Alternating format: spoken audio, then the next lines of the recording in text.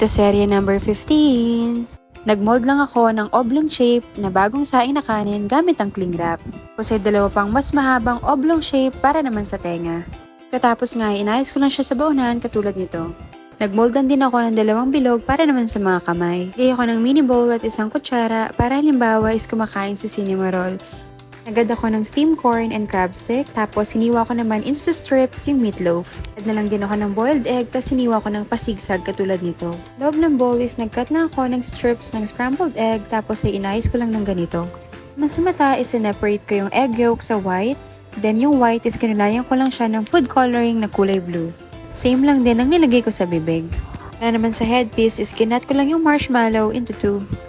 Steamed crab sticks naman yung nilagay ko sa chicks. Add na lang ako ng strawberry nuts for dessert.